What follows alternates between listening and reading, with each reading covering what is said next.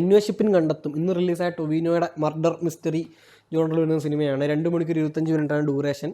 Darwin Kuriakose ആണ് സംവിധായകൻ. Adam John ഒക്കെ സംവിധാനം ചെയ്ത ജിനു വി എബ്രഹാം ആണ് ഇതിന്റെ എഴുത്തുകാരൻ. ഇന്ന് ഗിരീഷ് ഏടിയുടെ നസലിന്റെ പിന്നെ ഭയങ്കര പ്രോമിസിംഗ് ആയിട്ടുള്ള ട്രെയിലറൊക്കെ തന്ന പ്രേമലും അപ്പുറത്തുള്ളപ്പോഴും ഞാൻ ആദ്യം കാണണമെന്ന് തീരുമാനിച്ച അന്വേഷിപ്പിൻ കണ്ടെത്തുവാണ്. അതിന് കാരണം ഇതൊരു മർഡർ മിസ്റ്ററി ആയതുകൊണ്ടാണ്. കാരണം മർഡറിന്റെ സസ്പെൻസോ പരിപാടിയോ ഒന്നും അതിന്റെ ഒരു അംശം പോലും അല്ലെങ്കിൽ സിനിമയുടെ പോലും ഒരു അംശം അറിയുന്നതിന് മുൻപ് ഈ ഒരു ജോണർ കാരണം ഈ സിനിമ കാണണമെന്നുണ്ടായിരുന്നു. എനിക്ക് പറയുകയാണെങ്കിൽ ടെക്നിക്കലി ടോപ്പ്, ഒന്നും പറയാനില്ല ടെക്നിക്കലി. അതിൽ തന്നെ ഏറ്റവും ഇഷ്ടപ്പെട്ടത് കളർ ഗ്രേഡിങ്, വിഷ്വൽസ്, ആർട്ട്, ഒരു രക്ഷയില്ല. പഴയ കാലമാണ്, പെർഫെക്റ്റ്ലി ക്രിയേറ്റ് ചെയ്തിട്ടുണ്ട്.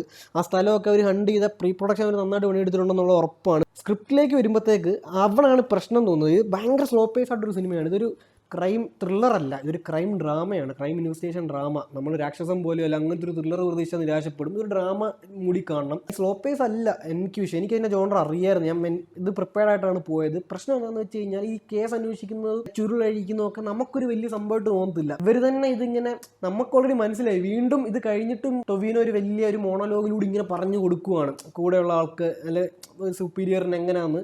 അതിൻ്റെ ആവശ്യമില്ല, നമുക്ക് മനസ്സിലായി. അപ്പോൾ ഇവർ തന്നെ ഇത് വലിയ സംഭവം പറച്ചിലേ ഉള്ളൂ. ആ ഒരു ഫീൽ നമുക്ക് കിട്ടുന്നില്ല. ഇത് ചുരുളഴിച്ചത് ഭയങ്കര സംഭവമായിട്ടാണ് നമുക്ക്. എനിക്ക് പേഴ്സണലി രണ്ട് ഒരു ക്രൈമുണ്ട്, രണ്ടും ഇത് സിമ്പിളായിട്ട് തെളിയിച്ച പോലെയാണ് തോന്നിയത്. പിന്നെ അവസാനം ലാസ്റ്റ് ഒരു ട്വിസ്റ്റ് ഉണ്ട്, അത് ഒരു രസം ഉണ്ടായിരുന്നു. ഞെട്ടിച്ച ട്വിസ്റ്റ് ഒന്നും അല്ലെങ്കിൽ പോലും ഒരു നൈസ്, നമ്മൾ പ്രതീക്ഷിക്കാത്തൊരു ട്വിസ്റ്റ് ആയിരുന്നു. പിന്നെ മെയിനായിട്ട് പറയാനുള്ളത് പിന്നെ പെർഫോമൻസിനെ പറ്റി പറയുകയാണെങ്കിൽ ടൊവിനോ ഓക്കെ, ഭയങ്കര സംഭവമായിട്ടൊന്നുമല്ല. ഡയലോഗ് ഡെലിവറി ഒക്കെ ശ്രദ്ധിക്കാനുണ്ട്. പിന്നെ 1-2 സ്ഥലത്തെ മാനറിസം ഒന്നും ആപ്റ്റായിട്ട് തോന്നിയില്ല അതുവരെയുള്ള ക്യാരക്ടർ പിടിച്ച് നോക്കുമ്പോൾ. പക്ഷേ മോശമൊന്നുമല്ല. എന്നാൽ എന്നിരുന്നാലും ഇത്തരത്തിലുള്ളൊരു സ്റ്റാറിൻ്റെ കയ്യിൽ നിന്ന് നമ്മളൊരു ഫുൾ പെർഫെക്ഷൻ പ്രതീക്ഷിക്കില്ല, അത് കിട്ടിയില്ല. ബാക്കി ഒരുപാട് പേരുണ്ട് ഈ സിനിമയിൽ. വന്നു പോകുന്ന ഒരു സീനി വന്നു പോകുന്നൊരു വരെ എസ്റ്റാബ്ലിഷ്ഡ് ആയിട്ടുള്ള ആർട്ടിസ്റ്റുകളാണ്.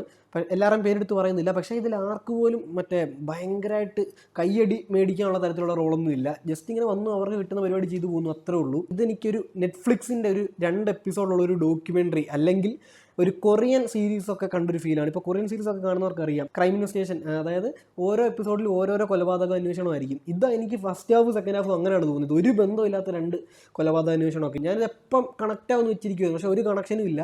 അതൊരു ഞാൻ ആദ്യം പറയണമെന്ന് വെച്ചാണ്. പിന്നെ പറയുന്നതുകൊണ്ട് പ്രശ്നമൊന്നുമില്ല, അത് സ്പോയിലറൊന്നും അല്ല.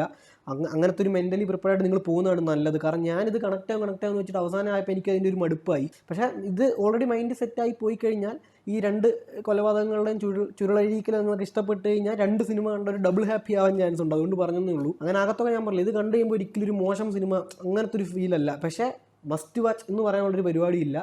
പെർഫെക്റ്റ് ടൈം എന്താണെന്ന് വെച്ചാൽ ഒരു ഗുഡ് 1 ടൈം വാച്ചാണ് ഈ സിനിമ. മാക്സിമം തിയേറ്ററിൽ തന്നെ, ടെക്നിക്കൽ വൈസ് ഒക്കെ കൊണ്ട് മാക്സിമം തിയേറ്ററിൽ തന്നെ പോയി കാണുക. പിന്നെ സസ്പെൻസ് അറിയുന്നതിനും പോയി കാണുക. അപ്പോൾ ഈ സിനിമയ്ക്ക് എൻ്റെ റേറ്റിംഗ് 3 out of 5 ആണ്.